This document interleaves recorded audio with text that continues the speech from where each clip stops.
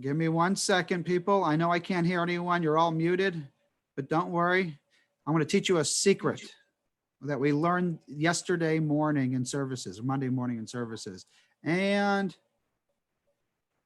here we go.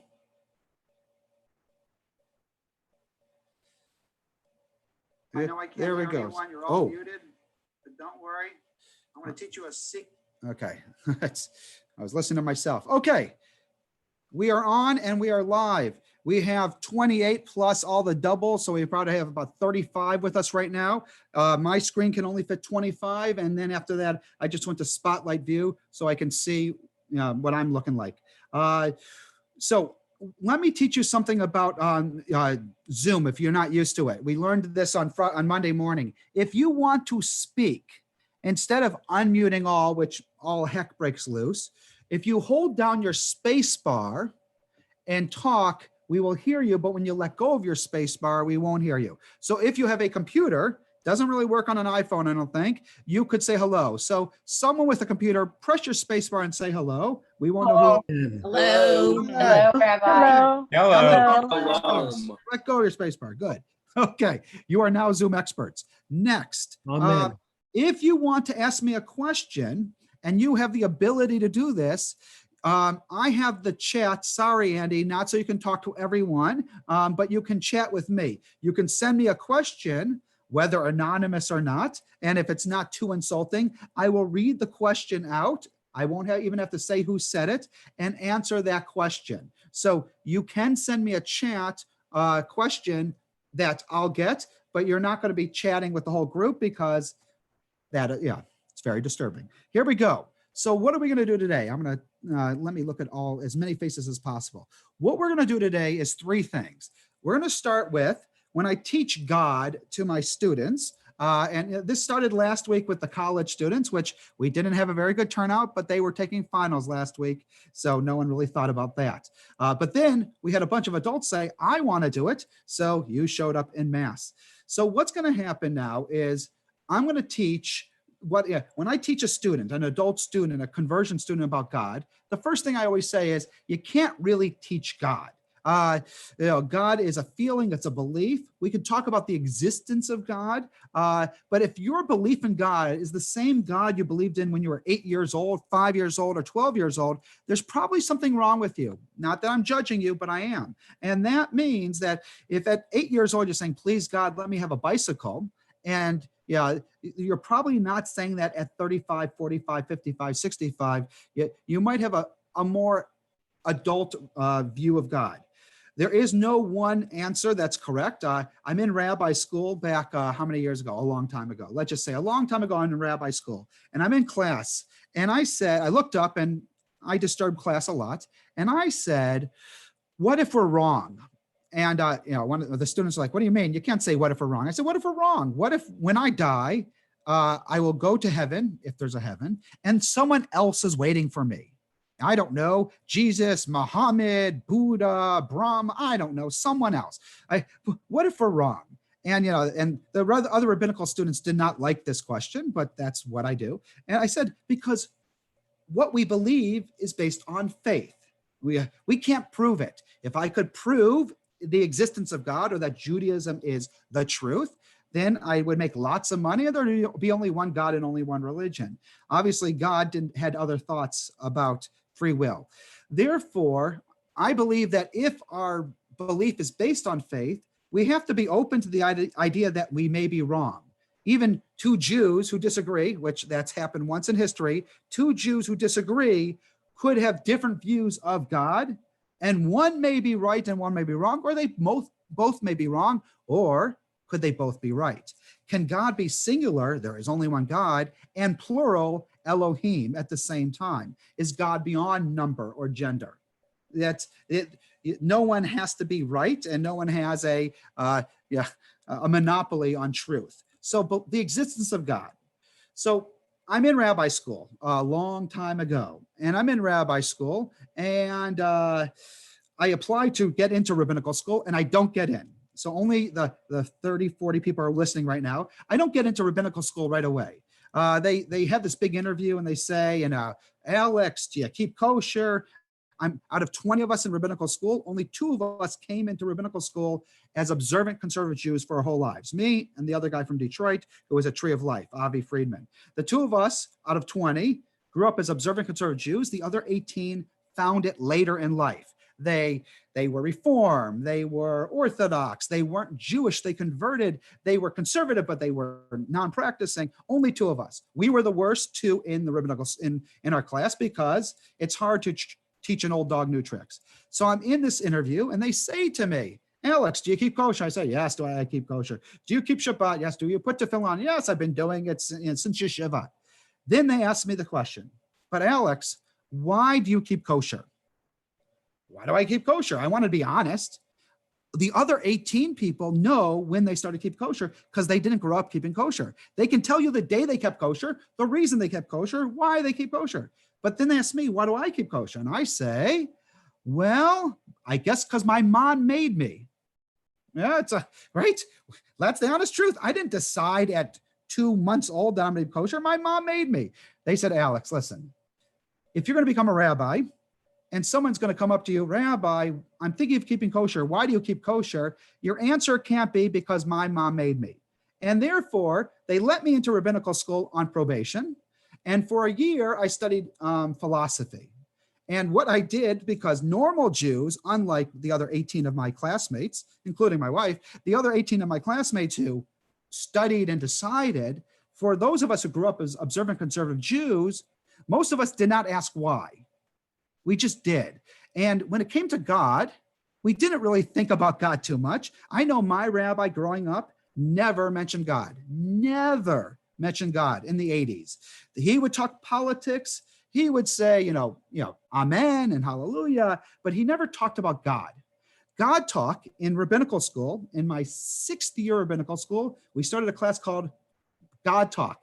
That was the first time in 100 years of JTS, Jewish Theological Seminary, they had a class on God Talk, how to talk about God. That was new in my 6th year of rabbinical school, before there was all these other rabbinical schools in the conservative movement. Therefore, the idea that now I would say God is a friend of mine, I was talking to God last night, which might sound a little easier on your ears today, was not so popular 25 years ago. And I doubt any of you ever said, God is a friend of mine when you were, growing up in the conservative movement, if you did. If you grew up Christian, you're talking to God all the time. Now, if God talks back, then then you're in trouble. So here it goes, the existence of God. So so I'm studying philosophy, and you spend your year studying philosophy, and you take the theology, the philosophy you hear, and develop your own theology based on it. And I think that's what we all need to do is, it develops, evolves. So the existence of God, I can't prove God exists, but my favorite proof of God's existence. Okay, I'm back in Augusta, Georgia. I'm there. There was a nuclear power plant there. They make lots of weapons down there, and they always thought they're the first one to get attacked. So there's a nuclear power plant, and they make weapons. They got an army base down there, and they put us on a panel. It's going to sound like a joke. A priest, a rabbi, and a scientist. Not a joke. The 3 of us in front of like 1,000 nuclear power plant people, and we're having a debate on creation versus evolution. So they go to the priest, and he says there's creation, but there's no evolution. And then they go to the scientist. He goes, there's evolution, but there's no creation. Then they get to me, and I say there's creation and evolution. And I start talking about how I use science for my religion, that I base my belief in God in science, in fact, in math. Now, the Catholic priest was okay with it. But the scientist was really mad. He starts yelling at me in front of all these people because he did not like me using science for my beliefs. And I'm sorry, but I always have. So I'm going to tell you one existence theory out there. I can't tell you who said it because back then I wasn't paying attention as much, but I did keep it inside. And it's called the watchmaker. It's something like this. You're walking in the desert, lots of sand, and you look down, you find a working stopwatch, a pocket watch. Now, if you know something, you may know that if you break a pocket watch down with the strongest hammer in the world, you would end up having just dust. It's just sand, all that would be left. But if you heat sand and cool sand and do all this other stuff with sand, you can make glass and you can make metal and all this other stuff. You could make, not me, you could make a working stopwatch if you are a stopwatch genius, if you know how to make watches. So here's the question. Do you believe if you found a stopwatch or a pocket watch lying in the desert, if someone says, I don't believe in God, I like to sound, you don't believe in who? All right. So good. So someone just sent me a question and I'm distracted. If someone says, I don't believe in God, I like to respond, you don't believe in who? Okay, that's a cute answer. By the way, you want to hear one of my fine, and I will get back to the pocket watch. I have fun with atheists. Now, I find atheists are the true believers because they're always trying to convert people. Like, I don't care if you agree with me. I believe in God, you don't, fine. So, but an atheist, sometimes I have fun with atheists. So if I have an atheist, I always say, it's okay, God still loves you. And that really makes them mad for some reason. So, okay, back to pocket watches. You find a pocket watch in a desert. Do you believe, one, the shifting of sands over billions of years made a working pocket watch? Or do you believe someone dropped it? Which one do you believe in? Now, you don't have to answer. I don't have to press your space bar. But the idea is, do you believe in that much coincidence? Another couple of examples of this would be, if you gave 1 million monkeys 1 million typewriters and they banged on the keys for 1 million years, would one of the monkeys come out with a page, an exact replica of the Encyclopedia Britannica? Now, you believe that maybe there's some sentences, coherent words after 1 million years, but would you believe that much coincidence? And the answer usually is no. You don't believe in that much coincidence. And so the idea is there must be a maker, a design. And the design, think about did you ever see the movie? Oh, good. Well, actually, when I tell the kids this, they don't know what the movie is. It was Men in Black. Okay, the Men in Black movies is now beyond the kids. They don't know what that is. But Men in Black. Any of those you remember I think the 1990s, Men in Black, at the end of Men in Black, they're holding their guns at the World's Fair in New York, and it starts panning away, and it shows New York, and then it shows United States, and it shows the world, the earth, and then it keeps panning. It's the moon, it's the stars, it's the sun, it's the galaxy, and then it keeps getting farther and farther away until finally a big alien hand takes the marble and sticks it in his marble bag, meaning that the world is huge, huge, huge, huge, huge, and we're this tiny little thing, and we're even in an alien's marble bag. So here's the quote. So you may feel sometimes that you're insignificant, that you and I are just specks of dust on a beach. Think about how large the galaxy, the universe is. Are we that small? But religion, not that you have to be religious, but religion, in all religions, what they do is they take that smallness that we feel and makes everything else for us. It was a Baptist minister who taught me this once. It was really, I like this idea. And, it's in Judaism as well. You may think that the universe is huge, but according to religion, God created that for us. God, if there's something out there, it was for us. God, it's not like we're insignificant, that animals, plants, the earth, life, extraterrestrial life, if you want to believe in it, was created for us to discover. And therefore, instead of us being small and insignificant, everything big was created for us little people. Okay, so back to the world we live in. Fall, winter, summer, spring, not in that order. I'm sure I got that wrong. Our bodies, it's like a clock. It's certainly, there is order to it. Do we believe in that much coincidence? And by the way, you talk to a scientist, what started the world we live in? It's called the Big Bang, right? The Big Bang. But ask a scientist, what started the Big Bang? All right, what caused the Big Bang? And the scientific term is a singularity. What is a singularity? It's something that happened once, never will happen again, and we don't know what caused it. So I like to believe that there is a maker. Now, does that mean God turned like a toy, the old wind-up toys, turn the toy, let it go, and poof, God is gone. Is God active in that theory? No, but that there is design, that there is some type of design, and that I don't believe someone just dropped it. It's just by accident. So that is my belief in God. Doesn't work for everyone. What's the argument against God? The number one argument against God? If there's a God, how can there be innocent suffering? Now, I'm not going to go into the next 2 hours, or I do a 12-month class on innocent suffering, but innocent suffering is what usually destroys the belief in God, because when you're 5 years old, you pray for a bike or to Santa Claus or to your parents. Oh, please let me have a bike for Hanukkah, and poof, it appears. There must be a God. But one day, if you continue calling on God for everything, one day God will fail you. I promise you, I'm sorry to say, if you live long enough, I tell that to people all the time. If you live long enough, if you're having a bad day, if you live long enough, it'll get better. Because if you live for 1 billion years, you'll have a good day. And if you're having a good day, if you live long enough, you'll have a bad day. And if you live long enough, God will fail you. If you think that praying to God's going to fix something, I have a local clergy person who sends me all their conversion students just because I have nothing better to do with my time. And so they send me their conversion students, and I always say, tell me about this conversion student. And they said, well, she's like a true believer. She prays for her husband's cancer. I said, they're probably not going to get along with me. I said that's what's going to happen is they're going to, that I believe in God, but I don't think God is like Harry Potter, where I can say, I don't like the way the natural order of things is, and I want that to change. That's Harry Potter. She doesn't love me. I don't like the weather. I don't like my hair color. Magic, calling upon using God as in a magical world doesn't work for me.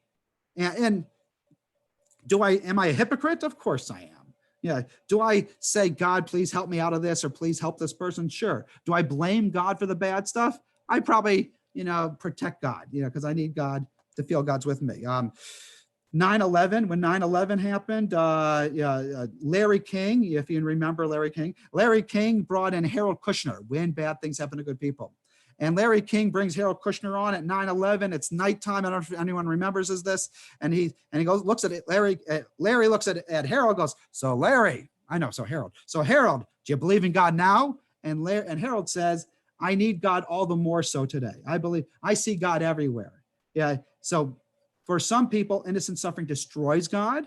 And for some people, innocent suffering is where you need God the most. Now, I'm going to open this up to a couple of questions before I continue, because it's only 3:20, and I try not. This is more of the Christian-Jewish dialogue version of talking, like tomorrow with me and Reverend Fryer, where we start off something and we allow questions.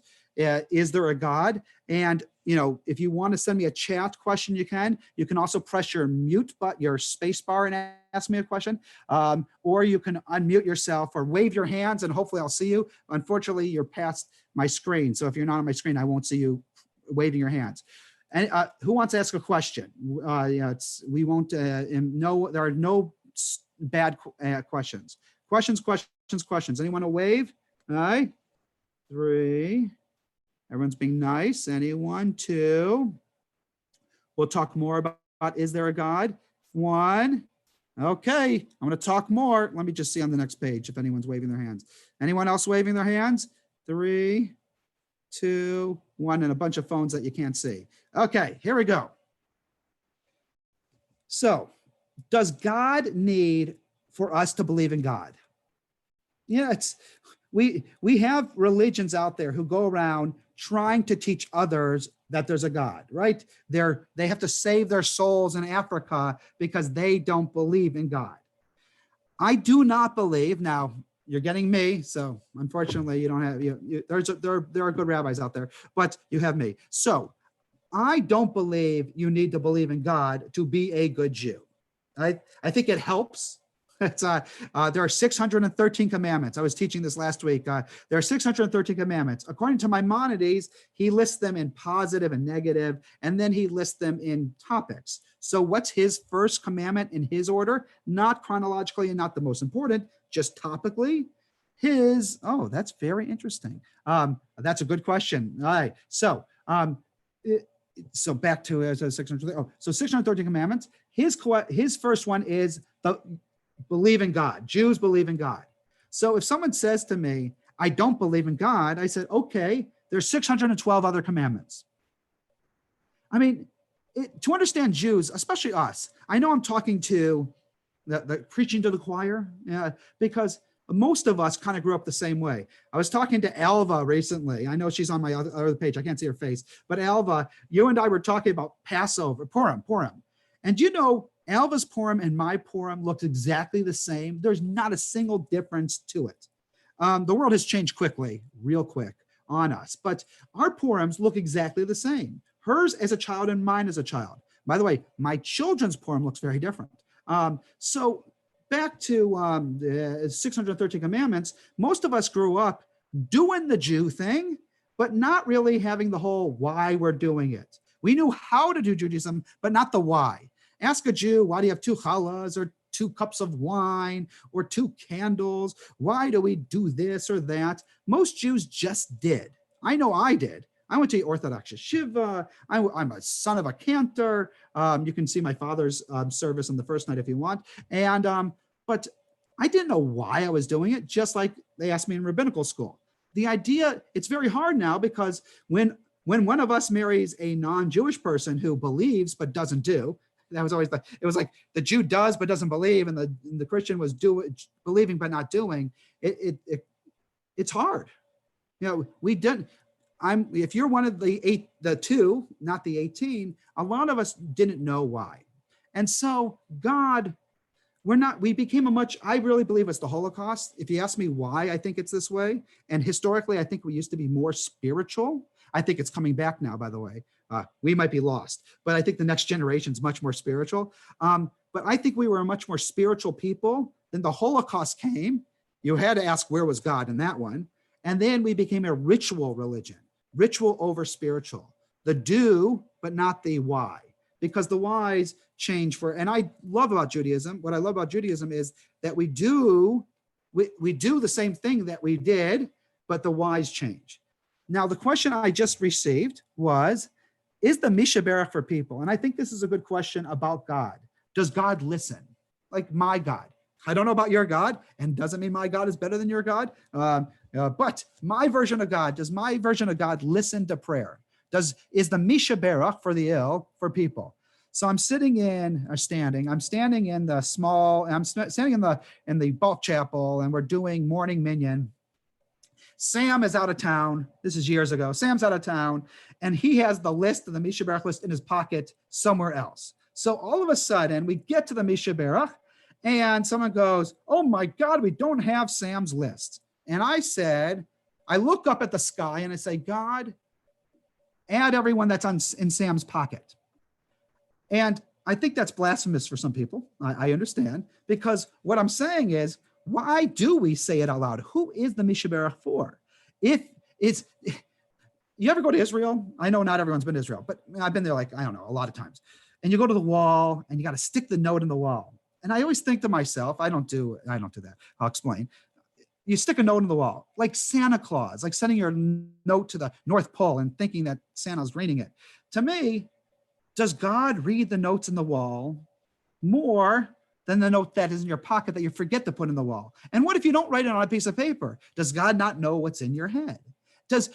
I find the Misha Berach fascinating. And I don't say this publicly, but you're stuck with me in this class. Oh, and Justin's calling, it's his birthday. I'll call him back. Okay, so I don't rub it in. I said this in my last class, Monday or Sunday, one of these times on Zoom. If I see a child walking down the hall in religious school and they drop their kippah, 9 times out of 10, I see them pick up the kippah and kiss it and stick it back on their head. Some teacher must have taught them that. Now, what I don't do is tell them that's silly, you don't need to do it. That's true, and I think it, but I don't tell them that. I don't tell them that there's no reason to kiss your kippah. I think it's lovely that they pick up their kippah, kiss it, and put it in your head. I grew up, a piece of toilet paper could be your kippah. I know it's clean. A napkin, your hand can be a kippah. If you put your can down, you don't have to kiss it. But I think it's lovely. And the Misha Berach means something to people. I'm not trying to ruin it for people.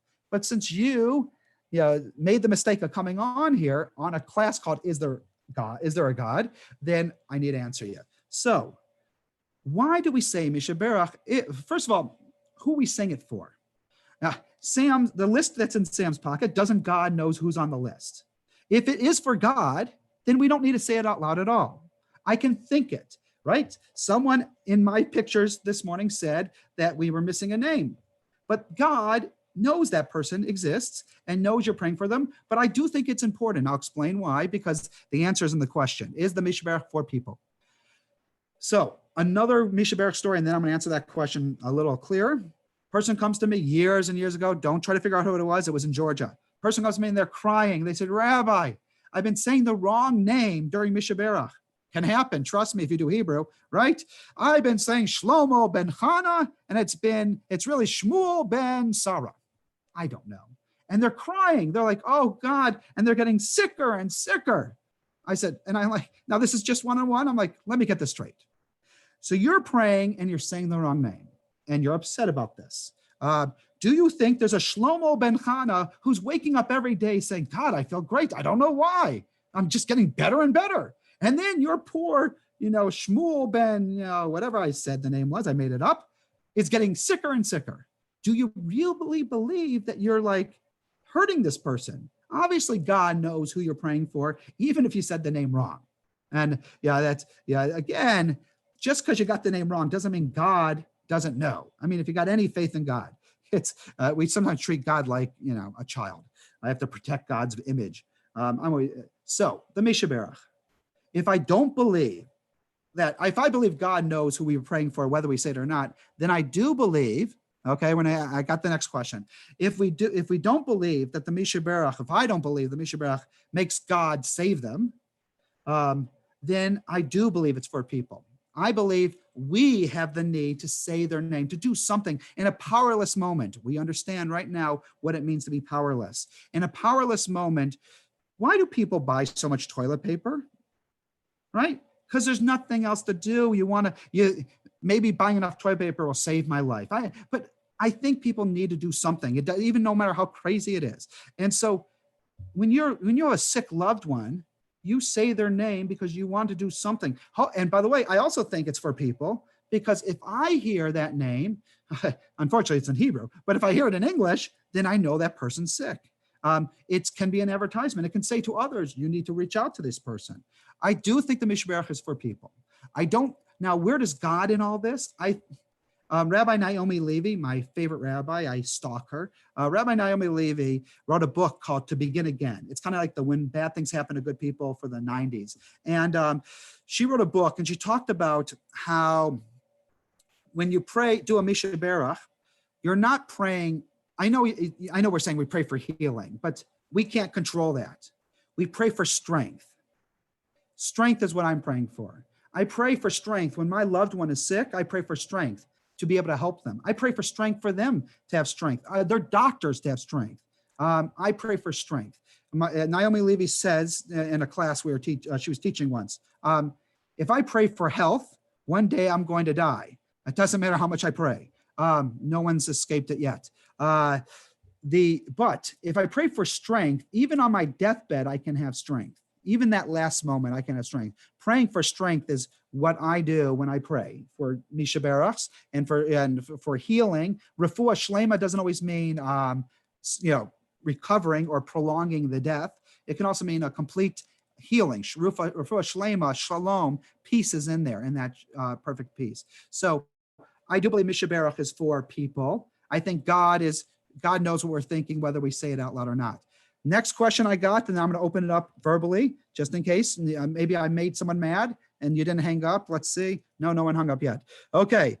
Blank wants to know, if God sent plagues to save Jews in Egypt, why not during the Holocaust?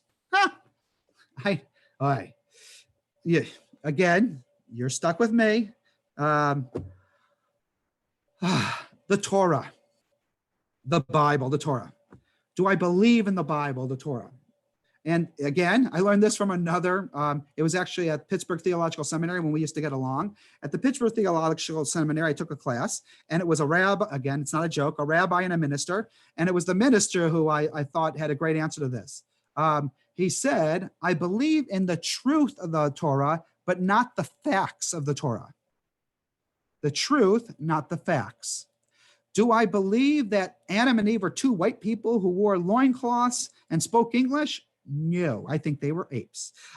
Do I believe that a donkey talked, or that, you fit all the animals of the world on a boat and the whole world was covered, not just the only world they knew?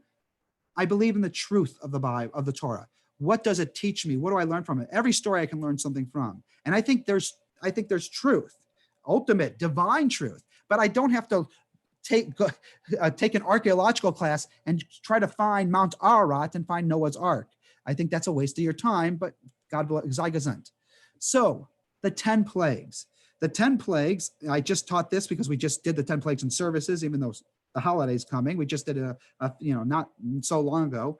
The 10 plagues can be explained naturally, right? There was an earthquake in Egypt, and that made the sediment turn the Nile red. Oh, and then the Nile was dirty. So guess what? The frogs left out of the Nile. So now you got frogs in your bed. But you know what happens when frogs are out in their bed? They die, and that causes disease and lice and death and everything else. Fine. And then you get to the Red Sea, by the way, and oh my God, we need to cross it. An earthquake happened. All the same kind of natural occurrences. The earthquake made the sea split. I can explain everything away. And if you were in services, you would have heard me say this actually every year when we get to it, that the miracle is not that it happened. You can explain it naturally. Almost everything in the Torah you can explain naturally. There's floods, there's death, there's disease, and fine. But what you can't explain is how it happened when you needed it. I'm at the Red Sea, I'm going to die, and it split when I need it. The coincidence, we talked about coincidence before. The coincidence of it is the miracle of it. It's not that it happened, it's that it happened when we needed it. So back to the question. Oh my goodness, now the questions are really popping through here. Wait, now I got to go back to it. Wait. Okay, I got to go back up, scrolling up. Okay, questions. There we go. So the 10 plagues, back to the question, guys, I avoided the answer. Why did God not step in the Holocaust? Now, I'm going to say something that will probably make at least 90% of you not happy or uncomfortable. Why do I believe, now, why do I, not you, not the Torah, not the Talmud, why do I believe God did not step in during the Holocaust? Throughout history, this is my belief. Throughout history, it's never been good to be a Jew.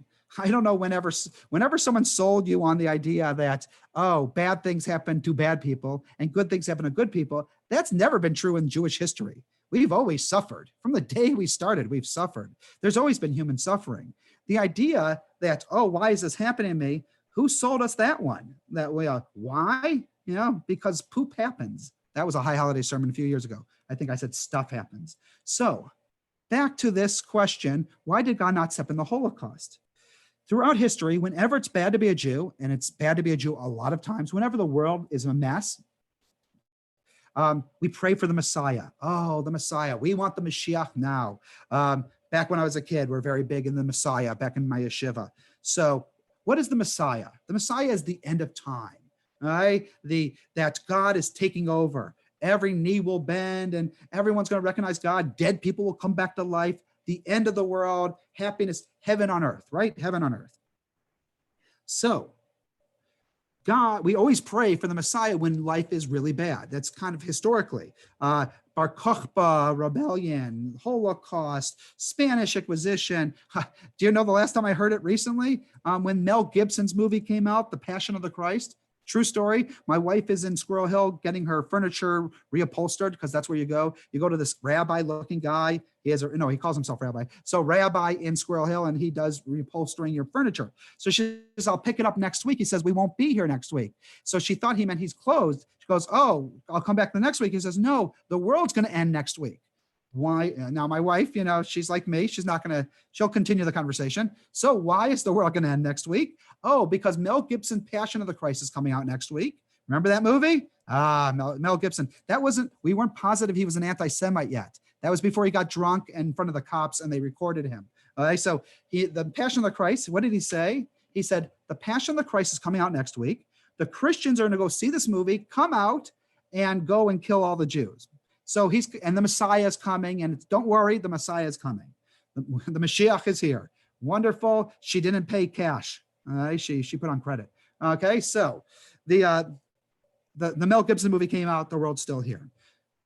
So I have a sermon that I gave on the high holidays many years ago called "We Don't Want the Mashiach Now." This is what I said in this sermon, because I'm sure you were all paying attention.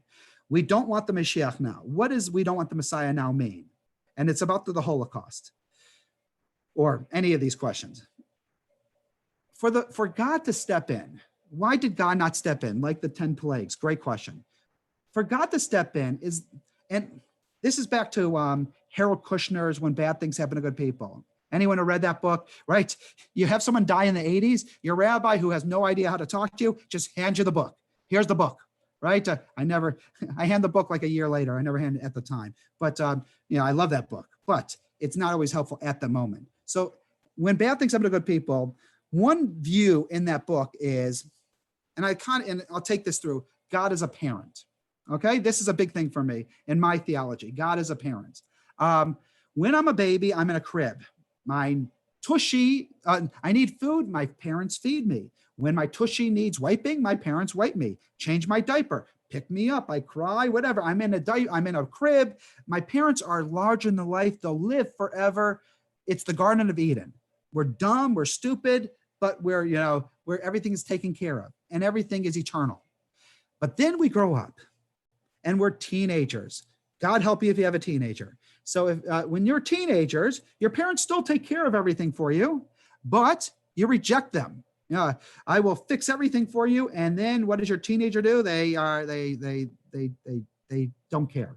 That is us in the wilderness. Think about all the times God did something for us and we still rejected. God was feeding us bread from the sky, water from a rock, crossing the Red Sea. Again, the truth of the Bible, not the facts. And yet, what do? We rejected God. One of my theories is the more God proves God's self, the less we believe in God. Now that God doesn't prove God's self, we believe in God more than when God was in our face. So that's when we're children. We're teenagers, sorry. But then we grow up. Prophecy is over. God no longer talks through us through prophets. We talk to God ourselves. Like an adult parent. An adult parent loves us, hopefully, cares about us, hopefully, knows we're suffering, hopefully, but can't fix it. That doesn't mean they don't care, they don't love us. That doesn't mean they didn't teach us. And by the way, when a parent, if you have, God forbid, when you have a child who cannot live on their own, who cannot do anything on their own, and some parents have that, what do you have to do? You have to have your child move back in your house. That's not allowed in my house, but some good parents will do that. Some children just can't do it on their own. And why do I think God doesn't step in? Because God still has hope that we will fix it ourselves. I know that's a hard pill to swallow. You don't have to agree with me. You should be, if you've been through suffering, you probably don't like this answer, but I do believe that God still thinks we can fix it. And for God to step in would be for God to give up on us. I think it's faith in humanity. I do believe, by the way, forgetting God, I believe we have the ability to fix this world. I believe we can cure cancer. I believe there can be world peace. We just have to work harder at it. We can fix the environment. We can fix it.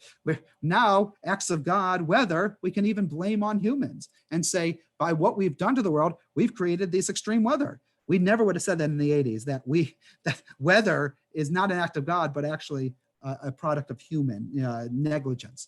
So, and again, there's some Republicans here. I'm not trying to start a fight, all right? But to understand why I don't think God stepped in, the very long answer to the Holocaust, is because I think God still has hope that we can fix it. Now, Harold Kushner, by the way, takes it one step further. Harold Kushner believes God does not have the ability to stop it. I can't get rid of my yeshiva upbringing. I can't go that far. Okay, more questions. Here we go. Wait, more questions. As someone says, well, no, that's the first one. Here we go. Let's hope there's some jokes here too, so I can get to the questions. Okay, next one. Assuming God was responsible for creation seems reasonable, but what part does God play in our daily lives? Can God intercede in the world? COVID-19. Thank God I answered the second part. I do believe that I think I pray to God for strength again. I try to stay consistent. And I think God does not intercede because God has faith that we can do it. Like the parent who says, I'm not going to have my child move back into the house. But the first part, how does God play a role in my life? God is constantly directing me. In my mind, I believe God is always directing us. God is giving, there's signs everywhere that we're messing up, whether we can choose to listen to them or not. But I think that God is speaking to us all the time. God speaks but has no mouth. God hears but has no ears. God sees but has no eyes. And I think that God is speaking to us all the time. God plays a role in my daily life all the time. Do I listen to God all the time? Not always. That little voice that says, maybe I shouldn't have said that to my child. Maybe I should have had a little more patience. Maybe I should be nicer at home if I'm nice to you people. Why am I mean at home when I have no more patience, right? It's the end of a long day. When we're trapped inside, 5 of us using the internet, I want to kill someone. Yeah, it's a little dangerous in these houses right now. I was talking to another rabbi. I said, in 9 or 12 months, we're going to have a lot more babies. He says, we're also going to have a lot more divorces. So and they're probably both true if we survive, our households. So I think God does play a role in our daily lives, but it's not the same as when I was a child where, oh God, fix my whatever I made a mistake, my test that I took. But I think God is leading us through others and through the voice inside of us. Next, how do we know? How do we know that God did not speak during the Holocaust? So I do think God spoke during the Holocaust. This was another question. How do we know that God did not speak during the Holocaust? I mentioned during that quick Bible talk, because I talk fast. During that quick Bible talk I just gave you, I skipped over the prophets. The prophets are interesting. We're studying them. We just finished them on our Wednesday morning class. We just started the book of Psalms. In the prophets, God speaks to prophets, and then the prophets speak to us. And if you believe in the truths, the stories of the Bible, question you can ask me is, why did God stop speaking to the prophets? My answer would be, just like the child who moves out of the house, that we no longer need a intermediary to talk to God, a prophet. We can talk to God one-on-one. We have God right there with us. When a priest or nun becomes a priest or nun, they get a wedding ring to marry God. Do you know what we do when we put tefillin on? We say the betrothal words. I don't take this too far, but we marry God. Each one of us has, And so I think that God speaks to us during the Holocaust. God says, hang in there.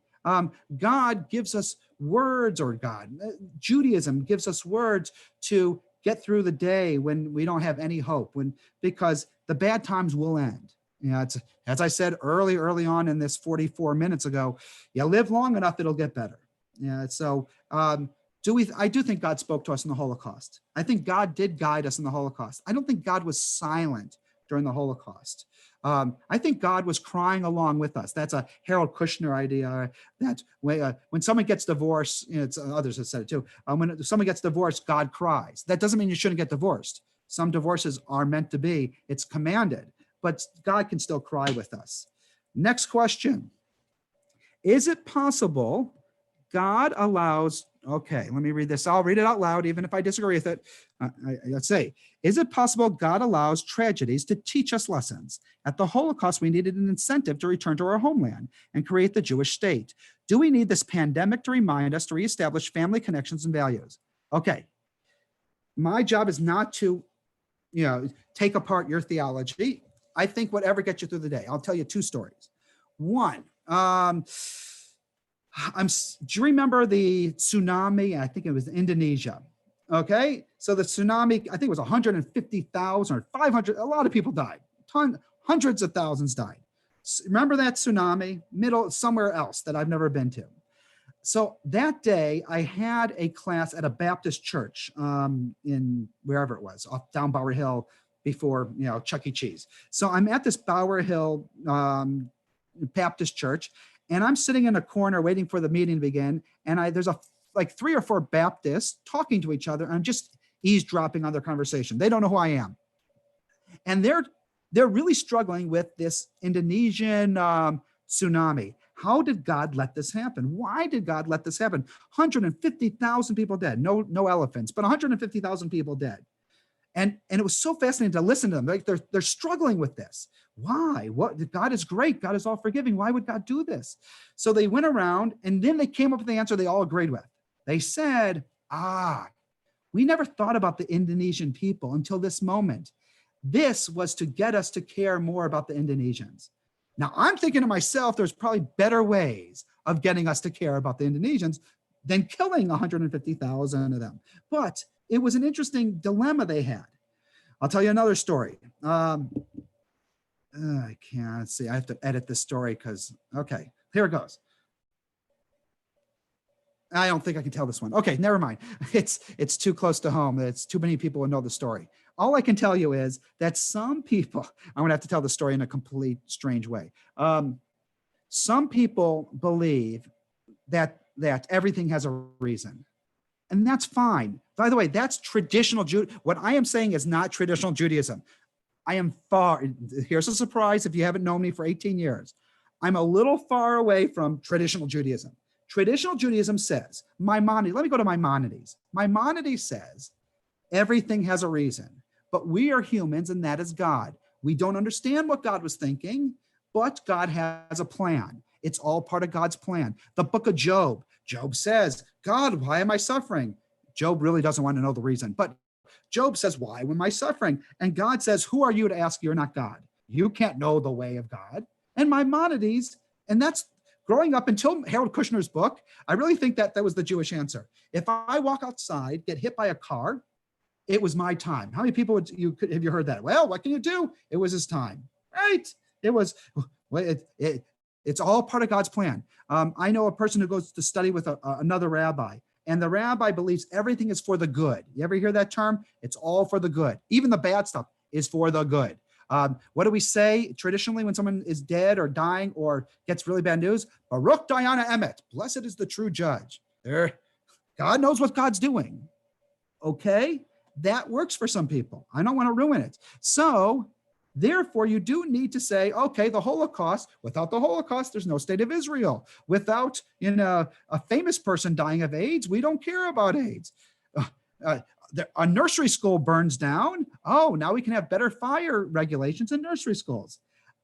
That is a very traditional view. It's just not my view. I do not pray to a God who pushes buttons. The cancer button, the tsunami button. By the way, you can ask me, I'll answer it right now. Why acts of God? How do I explain acts of God? By the way, Holocaust easy. Holocaust is human free will, and that's a really bad use of human free will. But what about tornadoes and tsunamis and earthquakes? No one chose that one. Well, actually, now we're finding out that maybe we do have something to do with the weather or fracking. Okay, so, but let's say they're acts of God. I don't like that term, but acts of God. If I believe in the truths of the Bible, then God made the world incomplete. There's no doubt about it. The world is not perfect. You cannot argue with me that this world is perfect. So if God purposely made the world imperfect for whatever reason, then disease and violent weather is part of the incomplete nature of God or incomplete nature of creation. And we're supposed to fix it ourselves or learn from it. But I do not believe that God, I'm going to go through this question again. I personally do not believe that God pushed a Holocaust button or a pandemic button to teach us or to punish us. I know that is, but that traditionally speaking, that person is correct. Other rabbis would disagree and say, "Oh yeah, we're supposed to learn. We're supposed to learn from it." I think we're learning from it because it's like when my children break something because my children running around like animals and they break something. Now, I didn't push that over. They broke it themselves, but I told them not to keep running like animals. They did it to themselves, and I was right. But I don't have a string. Like I'm not the parent. To me, that question is like, I told my kids to stop running around and I have a string tied to a vase and I pull it and break the vase. I go, look, you did it. I feel like we did it to ourselves anyway. We don't need God to push the pandemic button. I think that's we're We're learning the lesson, but I don't think God's doing it to teach us. I think we're teaching ourselves. I think God is there to get us through the moment. That's, by the way, that's how I look at God. I think Larry King and Harold Kushner, I see God as getting us through the moments, not causing the moments. I know it's cheating, but that's me. Okay. Or you played, oh God. Okay. I don't know what joke you're making there, so that's it. Okay. I've caught up to questions. I am going to, I think I did. Let's see. Okay. Wait. That's just me trying to play with a computer for the first time in my life. I'm gonna open it up to waves, because if you want to ask a question, whether you want to push your space bar, wave to me, ask a question. We have more time to ask more questions. We only lost one person, so that's pretty impressive. So here it goes. So Susie, do you have your hand raised? No, you're just playing with your phone. Don't worry, I can't hear. Alva, I will unmute you. Okay, Alva, talk. Thank you. It's not really a question. It's just something that in this horrible situation that we find ourselves in, someone said to me the other day, and apropos Pesach, I'd like to pass it along because I thought it was something cute. I was talking about the Seder, and I said to someone, the Kos Eliyahu, Elijah's cup, should be taller or larger than your own Kiddush cup. Mhm. And I jokingly said, it makes it easier for him to find. Okay, that's me. This other thing is much better. This person said to me, well, I think Elijah's cup should be put outside the door, close the door, don't open the door for Elijah, even if he knocks. You talk this year, because 2 days ago, somebody told me that. And I thought that was sort of interesting. Yeah, It made me chuckle. I kind of like that. That for this year, you put the Elijah's cup outside your door. There is a lot of pandemic Passover Seder stuff out there. I'm sending a few of that stuff tonight, but it's already been. Most of it I don't like. Most of it I don't like. I'm not feeling very humorous now. If you were living in New Rochelle, New York, we don't make any, coronavirus jokes. In Pittsburgh, since we're a little farther away, the bump or curve is coming for us. It's a little different, but yes, I just said that to a rabbi yesterday who put something like that out, that it might not go over as well in another place, like the jokes that we have on our memes that we get every day. But I can tell you that when we get to Kos Eliyahu, even though it will only be Dick and me, Yeah. I will think of this. Yeah, I will too. I may or may not put it outside. And I will definitely not, but I'll think about it. I'll probably say it. So, okay, John and Carol, I see your hand raised. I'm unmuting you. Okay, hit me. Oh, wait, I'm trying to unmute you. Actually, only you can unmute yourself. You have yourself muted. Do you know how to unmute yourself? Because you did it. There, right? Don't do anything. Good. You're Now, muted. do it. Don't touch it. You're good. All right. It's just by coincidence, one of our grandsons sent this to us yesterday. The fifth question, Passover Hero 2020, but I'm going to say 5780. How are we going to let Eliyahu Hanavi into our houses if he's been to everyone else's house? The jokes will, trust me. I mean, how many people got the thing? Passover's canceled because of the plague, so it's we a lot of us got it. Does anyone else raise your hand or go like this if you want me to call on you? I'm going to look on this screen. I'm going to go to the next screen. Oh, I see Neil. Okay, Neil, I'm unmuting you. Go ahead. Hey, by the way, I have a quick question before I ask my question. How do you send a question on the chat? Okay, so those of you, because again, we've all become chat people. If you have, I'm only know my device. My device has on the bottom a lot of stuff, and one of them says chat. Right. So what device are you on? Yeah, I'm doing the same thing. I hit chat, Okay, then there's so- a Zoom group chat box where I can write something. Good. So I have the setting so that only you can send it to me. So you Right. can send out everything to everyone. But if you go to the bottom where it says type message here, you can type a Yeah. message and it comes to me. I typed a message, but I didn't send it. How do you send it? Just return. Yeah, just press return. Hold on. which is a little scary because you sometimes do that by accident. Oh, there we go. All right. Okay. So now here's my question is, do you feel like, do you feel God's relationship is with the Jewish people as a whole or the individual?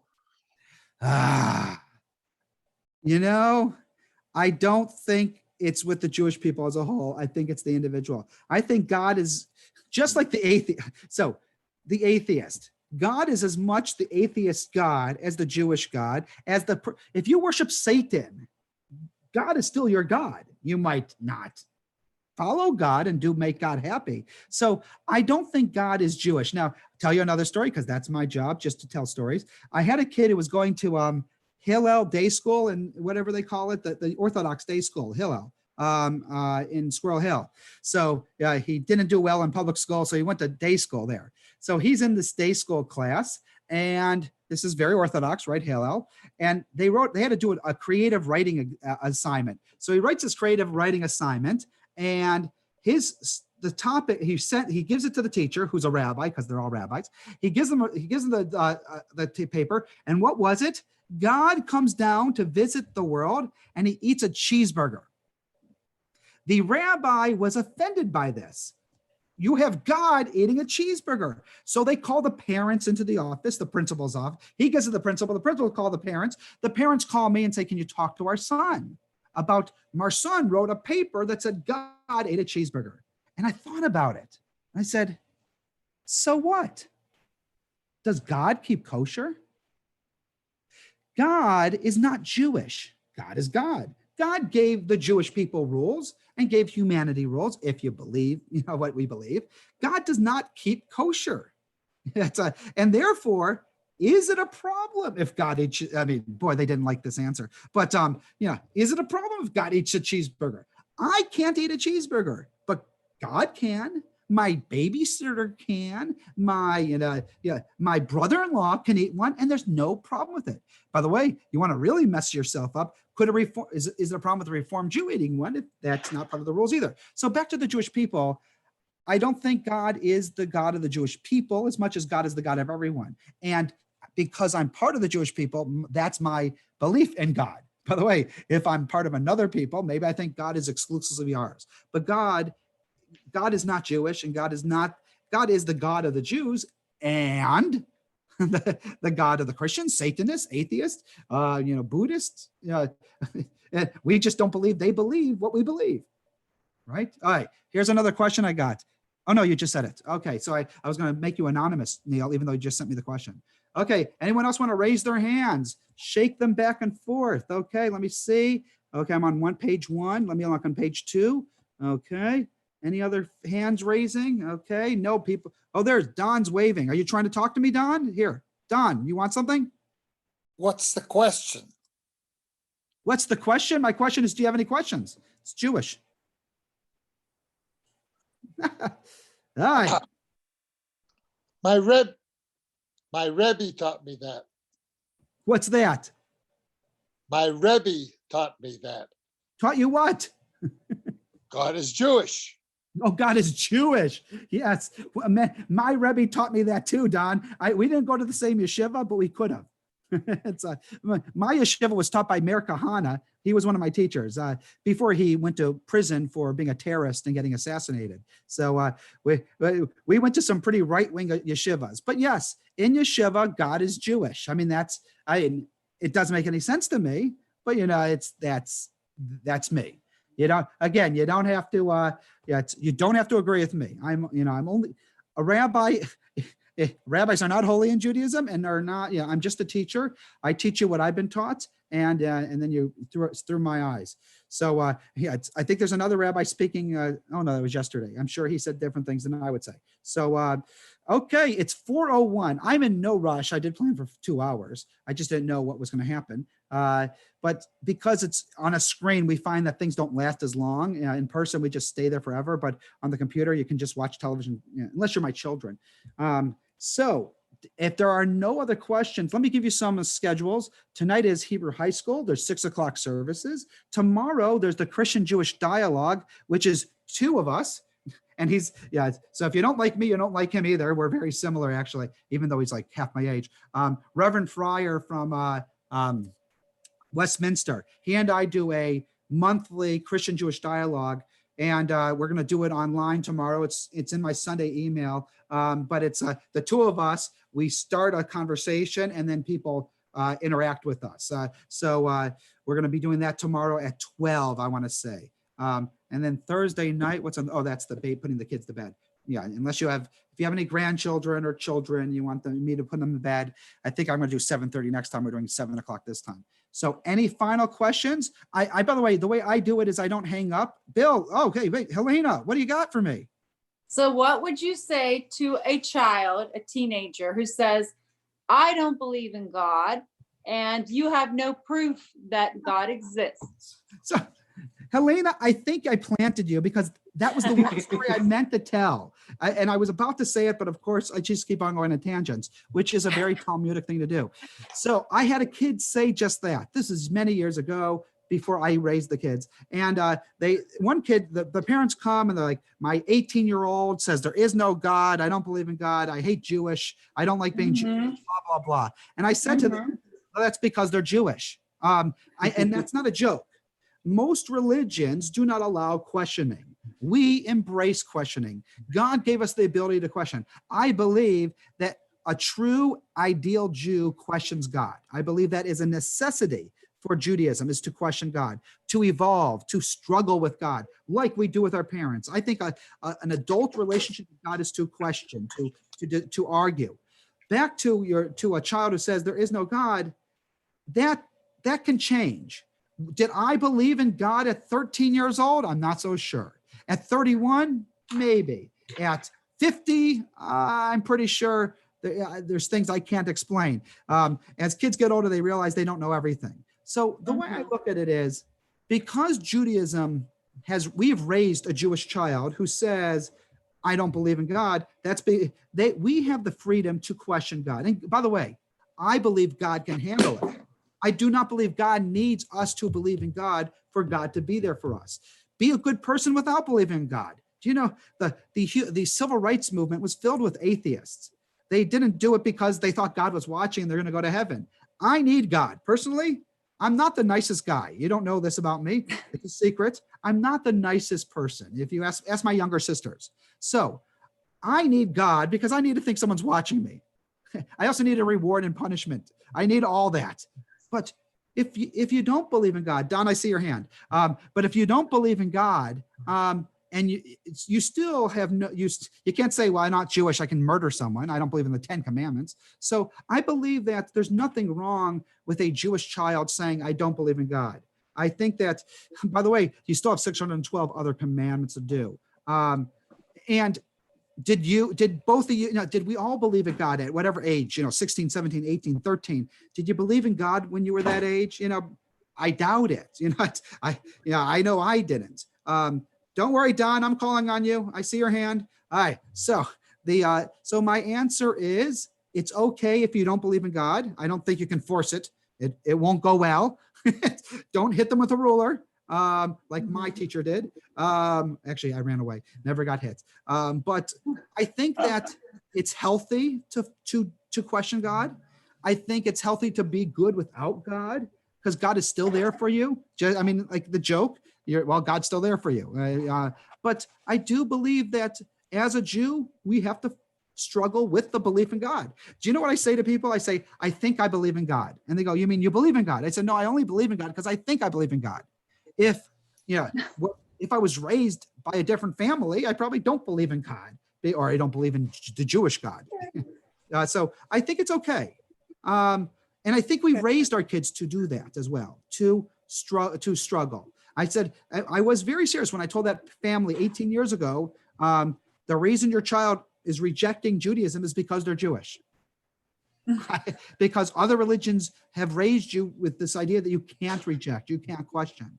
I think that that's the Jewish thing. And we've all most of us have been there. I'm not going to say all. Most of us have been there when we really questioned. I think the questions are okay. Like Don said, something about questions. Questioning is okay. So You got, it's okay. Yeah, it's, Okay, yeah, allow it, embrace it. All right, here it goes. Don, what do you got? thank you. Of course. I believe that actions speak louder than words. When I was teaching at Bethel many, many years ago, I had a student whose father happened to be the president of the congregation, who came to me and said, I don't believe in God. And I said, that's okay. That's fine. Let me ask you a couple questions. Do you still come to Friday night services? No. She said, of course. I said, how about Shabbat morning? She said, of course. I said, how about Hebrew school? She said, of course, because that's what I do. I said, then don't worry about it. You don't have to believe in God. I love it. By the way, and I really, honestly, have a lot more respect for atheists who are good than Jews who are good, because we do have a reward punishment and think someone's watching. I think that a person who doesn't believe in God and is still a good person, I have nothing but respect for. Yeah, and maybe I'm wrong. I guess we've gone full circle, and maybe I'm wrong. I'm always open to the idea that I'm wrong. Okay. Anything else? Anything else? Okay, wait, Ron, I'm unmuting you. Yes, Ron. You mentioned twice about whether or not God needs us to believe in him. Yes. Can God need? Is not need a human emotion and not one that could be attributed to God? Yes. Now, growing up in traditional Judaism, there was an idea that God needs us. The Shema is, and you v'ahavta, and you shall love the Lord your God, right? The blessing right before the Shema is, and God shall love us. So it's a two-way street. So there's this whole idea that we need God, right? I need God, I need God. But there is an idea in Judaism that God needs us. It's like the tree falling in the woods. Right? If the tree falls in the woods, no one's here, blah, blah, blah. If no one believes in God, does God exist? It's a I didn't make that question up. Someone smarter than me. By the way, it should sound like Santa Claus. The Santa Claus movies are all like that. Oh, no one believes in Santa Claus. Oh, Santa Claus is disappearing. You got to believe in Santa Claus. It's the same thing. But back to Ron's question, need is a human thing. That's true.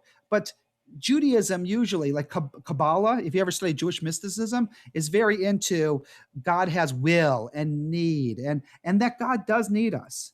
That, by the way, let's go naturally, since I put a different screen behind me. I love the clouds, but I don't get many of them here.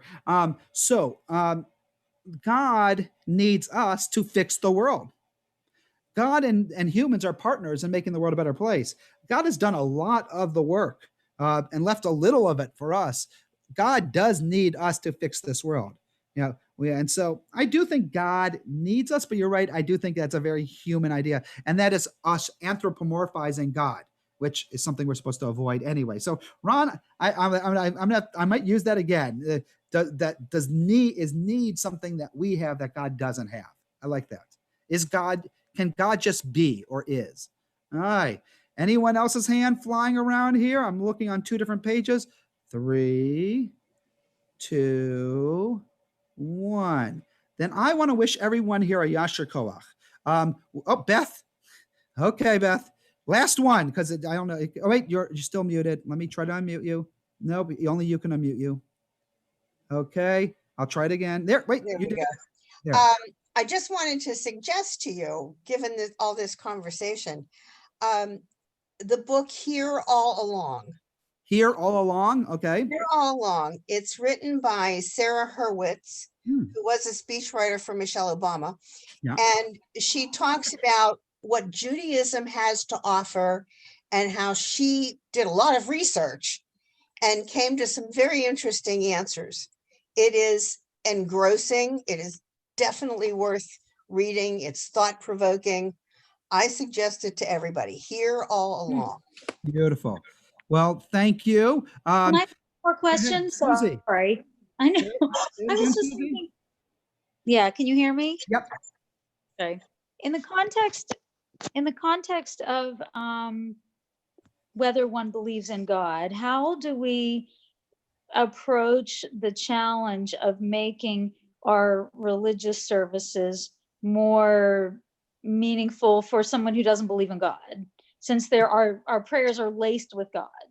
It's an interesting, the problem is I look at Judaism as a cafeteria, that we need to have something for everyone. I introduced breathing meditations to my synagogue in Augusta, Georgia. Now, I just said Augusta, Georgia. That is the end of the world. There's nothing more end of the world than Augusta, Georgia. To understand, the South burned down in the Civil War, but not Augusta, Georgia. The general had a girlfriend in Augusta, Georgia. He didn't burn down Augusta, Georgia. It still exists. It's like a land forgotten by time. So they didn't do the Memorial Day. It got to Memorial Day. I said, what time do we start? They said, there is no Memorial Day. This was, 18 years ago. So I bring breathing meditations to Augusta, Georgia, and the 85-year-old in the front row says, boy, I like that. The 13-year-old says, boy, I hated that. And what did I say to the 13-year-old? I said, well, it's not for you. That's the other stuff is for you. Judaism and the service needs to have stuff for those of us who cannot connect to the spiritual stuff. I did a class for Federation right before vacation. I got in so much trouble for it. So they brought me into the young adult division, this rich group of people, and I was at the Giant Eagle owner's house, Shapira, right? Mm-hmm. I was at his house, and it was a panel discussion. It was me, boy, they made a mistake, Shapira and Jeff Finkelstein, and it was about the future of Judaism. And I said that these are young people. And I said, I think that movements are ending. I think we're at the end of movements. I think we're going to have Judaism. We're going to have, I don't think Orthodox, Reform, and Conservative, the labels don't work for, the young people. Well, and one of the people who's Orthodox said, well, I think that, and I said, you can't really just teach davening. Susie, you're like, I don't think you can just give davening to someone who's not connected to the spiritual, who's connected to the spiritual side, but not the ritual side. So I said, I'm sitting there like watermelon. And but that works for me. I do not connect all the stuff I do. I do not connect to guitars. If I had a choice, I would not go to a guitar service, but I run a guitar service. And the reason I do is for other people. I connect to davening. I find it very meditative. Losing myself, it's being on the spectrum helps. Being on the spectrum means like moving back and forth and mumbling and not having someone tell me what they're thinking. I don't really need to hear it. Works for me. So what I say to people is the 9 o'clock service is for, the people who want to mumble, and just like lose themselves and not look at each other in the eyes. But then we have, a discussion, and that's for people who, the intellectual side. But the spiritual side is something that is lacking. Susie, and I think that we're trying to start reaching that a little more. That there needs to be a place for every. That's why our services are so long. But that's what we need, a place for everything. We need it for the intellectual. We need it for the traditional. We need it for the spiritual. And the spiritual is something new to us. I don't know about any of you, but I did not grow up with spirituality. As we know it today, it was, again, the idea that, tree hugging, talking to God, God loves me, God is my friend. I believe all that, but I did not grow up with that. And I think it's important. So I think spirituality, and by the way, there's these two congregants in our synagogue who fight. One believes that spirituality comes through meditation, quiet meditation. The other one believes that spirituality comes through loud, raucous singing. They're both right?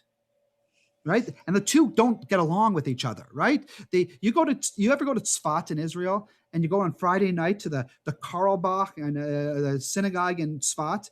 They do Lachad Odi. This is a true story. I took the synagogue there. Lachad Odi. They're like they're singing the Lachad Odi song. They're dancing. Not women, and the women are outside. The men are inside, of course, and they're singing. We had to go to dinner because it was dinner time. We go to dinner. We go back to the Karlbach synagogue. Honest to God, they're still singing Lachad Odi. Honest to God, it's like 2 hours later, they're still on the same song, singing and dancing. It was crazy, right? That's one side of spirituality. But another one is quiet meditation. Niguns, and neither one's right or wrong. But I do think we need to find a place for everything. And we need to teach our people that maybe that breathing meditation is not for you. It's for the person sitting next to you. And that's the part most most Jews, most humans, we only want, especially in the world we live in today, think about the internet and the news. You are Republican, so you watch Fox News. You're a Democrat, you watch CNN. You don't even listen or want to hear the other person's thing. We can watch the sport we want. We don't have 3 channels where we have to watch, you turn off your television at 2 a.m. It's the Christians go on. But nowadays everyone wants just their thing. We need to create a service that has all of that in it. Or God forbid, we have to create 5 services at the same time where no one is, interacting, crossing the aisles. So I think spirituality is coming back, but we're still learning. That's what Amy's trying to work really hard on bringing, the spirit, like starting a spirituality center kind of thing. But it's not for everyone. Yeah, it doesn't work for everyone. So you kind of we have to bring people along slowly. Yeah, because some people will never connect to that side of it. Like,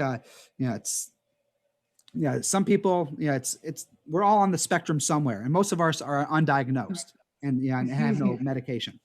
All right. So anything else? Anything else? Good. Hands. Okay, here's the deal. We are going to try to, if you haven't figured this out, I mean, we had about 40 at one point with a couple of faces on the windows. We don't usually do that at 3 o'clock on what is it? I don't even know what day of the week is. Wednesday afternoon. We're going to be doing a lot more of this stuff. Not a lot more in one day, because you can only handle so much of me and the synagogue. We will be around every single day. There's not a day that goes by that you can't be with us. Every morning, the 6, 7 in the morning. I don't know if 6 o'clock at night's been getting nice turnouts. We're going to try to do evening stuff and afternoon stuff. For kids, for college kids, for adults. If you have something like this, is there a God thing? Very simply was, because this is a new world we live in. Last Thursday, we did it for the college kids. A couple of adults said, I'd like that. So we did it this Wednesday.